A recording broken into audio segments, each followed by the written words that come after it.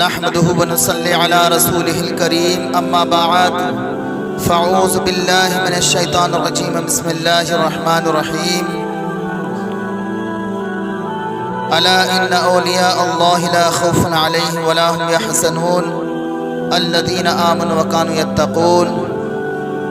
صدق الله العظيم وصدق رسوله النبي الأمين المتين الكريم ونحن على ذلك لمن الشاهدين والشاكرين والحمد لله رب العالمين۔ حضرات گرامی، کچھ عرض کرنے سے پہلے حضور کی بارگاہ میں جھوم جھوم کر درود پاک پڑھ لیجئے۔ اللہم صلی علی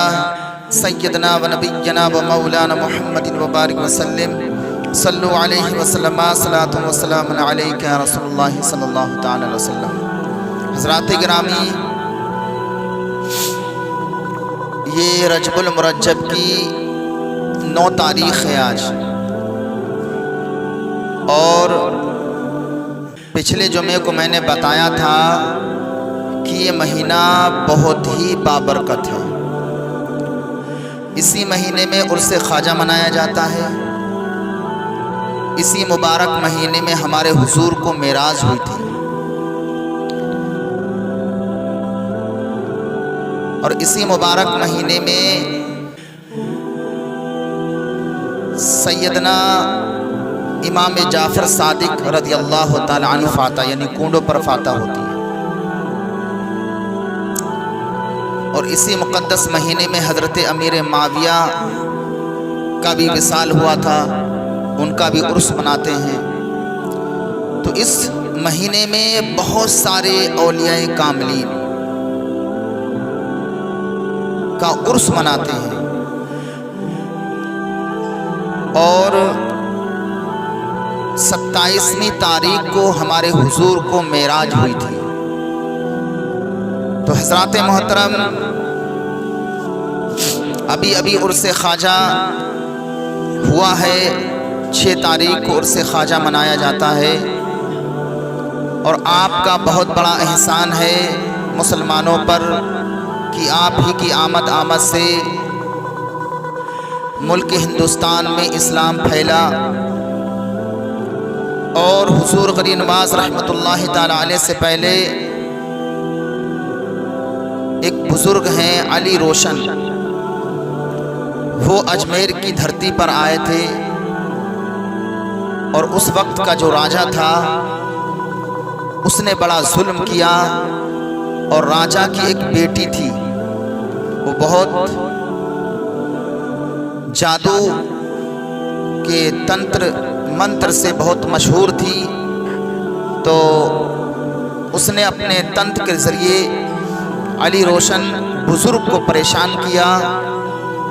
اور جب اپنے دربار میں بلایا تو شہادت کی انگلی کاٹ دی، اور آپ پر بہت ظلم کیا۔ تو پھر آپ چلے گئے۔ آپ تھے علی روشن درویش مشہدی، ایران میں ایک شہر مشہد ہے، اس شہر کے رہنے والے تھے۔ پھر آپ دربار رسالت میں پہنچنے کے بعد میں حضور نبی رحمت صلی اللہ علیہ وسلم کی بارگاہ میں عریضہ پیش کیا، یا رسول اللہ، ملک ہندوستان میں گیا تھا آپ کے حکم پر، اور مجھ پر بڑا ظلم ہوا، یا رسول اللہ میری رہنمائی فرمائیے۔ تو پھر حضور نے بشارت دی کہ تم سید حسین مشہدی کے پاس جاؤ، وہ تمہاری مدد کریں گے۔ سید میرا حسین مشہدی، جن کا مزار مقدس آج تارا گڑھ میں بنا ہوا ہے، اور ان کا عرس جو ابھی ہوا تھا وہ عرس تھا 1050 سالیں ہو چکی، یعنی حضور غریب نواز رحمۃ اللہ تعالی علیہ سے بہت پہلے کے ہیں، بہت پہلے ملک ہندوستان میں آئے۔ تو وہ میر سید حسین مشہدی کے پاس پہنچے، اور اس وقت سید میر حسین مشہدی اپنی شادی کی ایام میں لگے ہوئے تھے۔ ادھر علی حسین، ادھر علی روشن مشہدی جب ان کے پاس پہنچے اور انہوں نے حضور کا پیغام سنایا کہ حضور نے آپ کے پاس مجھ کو بھیجا ہے، حالانکہ حضور کا وصال ہو چکا تھا، یہ سب عالم خواب میں باتیں ہوئی، حضور نے ان کو بشارت دی عالم خواب میں کہ تم وہاں جاؤ، وہ تمہاری رہنمائی کریں گے۔ اور سید میرا حسین یہ بہت بڑے بزرگ تھے، اور مخلوق اللہ رب العزت کی ان سے بڑا فیض یاب ہوتی تھی۔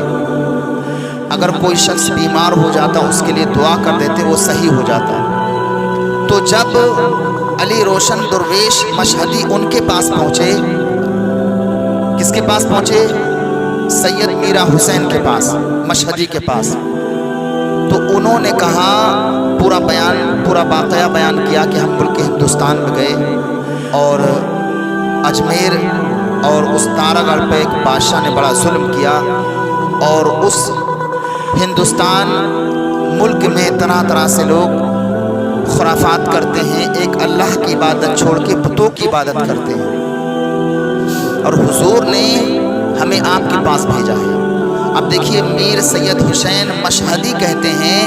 کہ یہ پیغام حضور نے ہم کو دے دیا ہے، یہی بشارت حضور نے ہم کو دی کہ اگر وہ علی روشن مشہدی آئیں تو ان کی بات سننا اور ان کے کہنے پر آپ ملک ہندوستان جانا۔ تو اب دیکھیے دونوں میں گفتگو ہوتی ہے، اور آپ نے اپنی شادی کو ملتوی فرما دی کہ شادی بعد میں کر لیں گے، پہلے حضور نبی رحمت صلی اللہ علیہ وسلم کے دین کو فروغ دیا جائے۔ تو وہ حضرات اور چند آپ کے مریدین اور محبین، آپ کے ہم عصر سارے لوگ ہندوستان میں آئے، اور پھر تارا گڑھ کی سرزمین پر اس بادشاہ کے لشکر سے جنگ ہوئی، اللہ نے آپ کو فتح یابی عطا فرمائی، آپ کا وہاں جھنڈا گڑ گیا اور ہلکے ہلکے اسلام پھیلنے لگا، لیکن اس کی لشکر اور سپاہ زیادہ تھے، وہ نماز کی حالت میں تھے،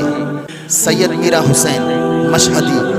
اور اس بادشاہ نے نماز کی حالت میں آپ پر حملہ کروا دیا، اور نماز ہی کی حالت میں آپ کا انتقال ہو جاتا۔ جتنے بھی آپ کے مریدین محبین تھے، سید میرا حسین اور علی درویش روشن مشہدی، یہ سارے بزرگ وہیں آپ کا انتقال ہو گیا، اور آپ کی تارا گڑھ میں آز مزار ہے۔ جب تک بھی رہے آپ، جو بھی پریشان شخص آتا، مصیبت زدہ آتا، آپ اس کی رہنمائی فرماتے، آپ نے اسلام کو فروغ دیا۔ اس کے کئی سال کے بعد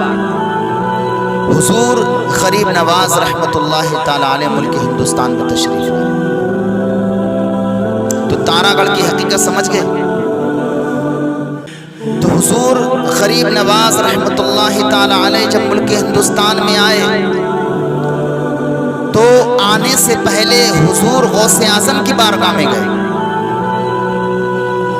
اور آپ نے رسول اللہ کا وہ پیغام سنایا کہ حضور نبی رحمت صلی اللہ علیہ وسلم نے ملک ہندوستان میں جانے کا حکم دیا، اور ارشاد فرمایا وہاں طرح طرح سے لوگ کفر و شرک میں مبتلا ہیں، وہاں جا کر کے اسلام کی دعوت دو۔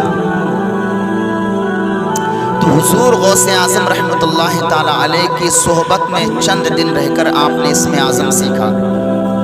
اور آپ سے برکتیں حاصل کی۔ اس کے بعد جب حضور غوث اعظم سے چلے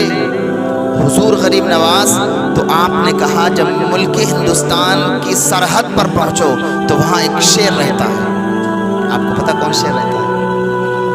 نہیں پتا؟ داتا گنج بخش علی حجویری،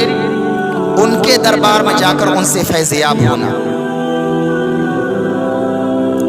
یہ داتا گنج بخش علی حجویری اتنے پائے کے بزرگ تھے جس کا کوئی جواب نہیں، اور آپ حضور غریب نواز سے بہت پہلے آئے تھے، بڑا پائے کے بزرگ تھے۔ حضور غوث اعظم ایک مقام پر خود لکھتے ہیں، اور کئی سال تک آپ نے عشاء کی وضو سے فجر کی نماز پڑھی، پوری رات آپ اللہ کی عبادت کیا کرتے تھے۔ حضور غریب نواز کے بھی متعلق آتا ہے، بزرگوں کے واقعات سے ہمیں نصیحت یہ حاصل کرنا چاہیے کہ ان کی زندگی کیسے گزری۔ 70 سال تک مسلسل آپ نے عشاء کی نماز سے عشاء کے وضو سے فجر کی نماز پڑھی.